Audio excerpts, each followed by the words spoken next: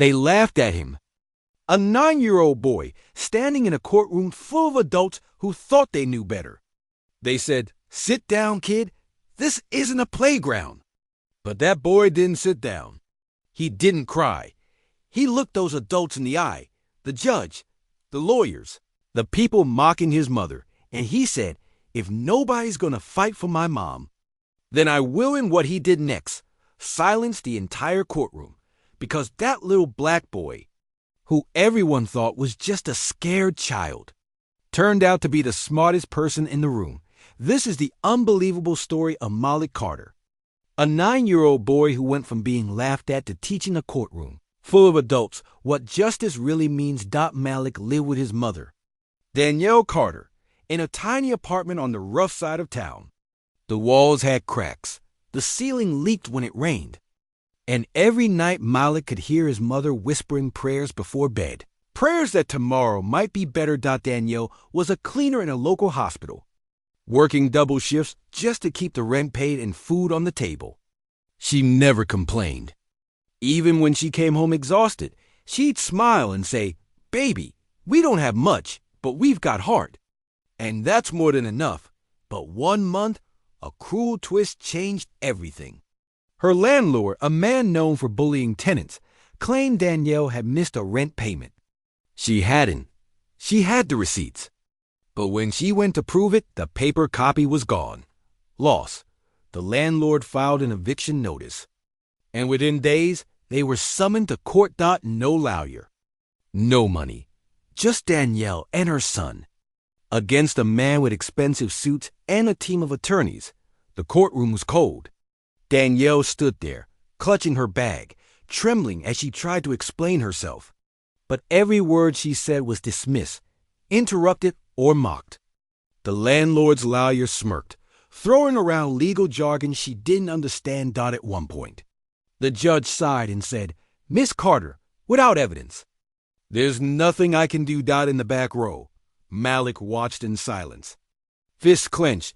He couldn't stand seeing his mother being treated like she was nothing. And when the opposing lawyer chuckled and said, "Maybe next time, bring proof instead of excuses," Malik's heart broke. That night, when his mother came home in tears, Malik promised himself something. He wasn't going to let them win. For the next few days, Malik transformed. He went to the public library after school and read everything he could about law, tenants' rights, and court procedures.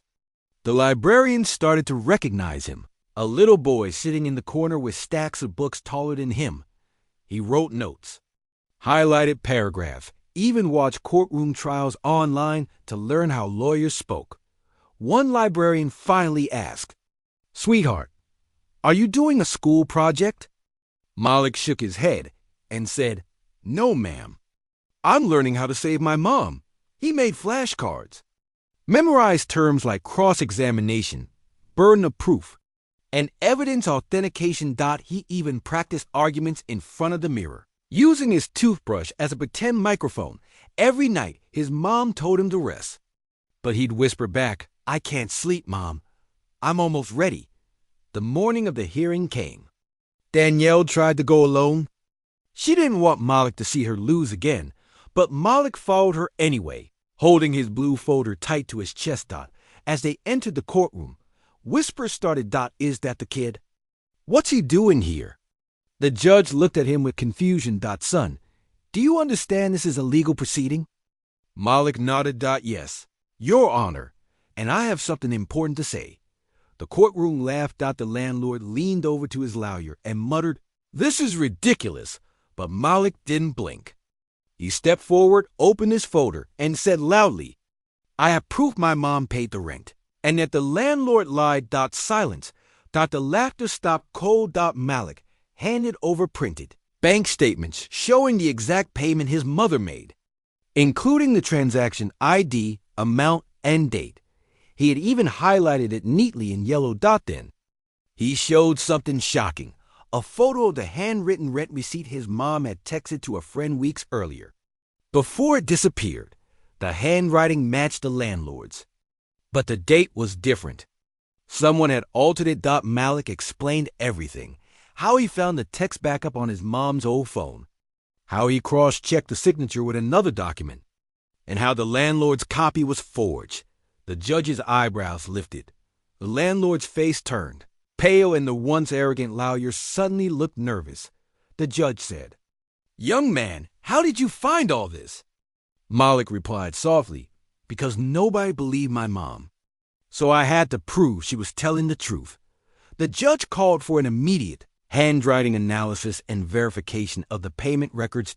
Minutes felt like hours. The entire courtroom waited. When the results came in, the truth hit hard. The landlord had indeed forged the documents to cover up his lie. The courtroom erupted in murmurs. The judge slammed the gavel and declared, "Case dismissed. Miss Carter, you and your son are free to go. And as for you, Mr. Landlord, expect legal action for fraud." Danielle collapsed into tears. Malik wrapped his arms around her. The judge looked at him and said, "Son, you just did something remarkable. Never forget this moment." News spread fast. 9-year-old legal genius outsmarts corrupt landlord. Within days, local journalists were knocking on their door. Law schools invited Malik to visit. One dean even said, "If this boy doesn't become a lawyer, it'll be a loss to the world." But Malik didn't care about fame. He wasn't trying to be a hero. He just wanted his mom to smile again. When a reporter asked him what motivated him, he said, "I didn't do this to win. I did this because my mom deserves respect." Today, Malik Carter's story is more than just a viral headline. It's a reminder that courage has no age, brilliance has no limit, and love, real love, can give even a child the strength to take on the world. Because sometimes, heroes don't wear suits or capes. Sometimes, they wear school uniforms and hold blue folders full of hope. And sometimes, the smallest voice in the room ends up being the one that speaks the loudest truth.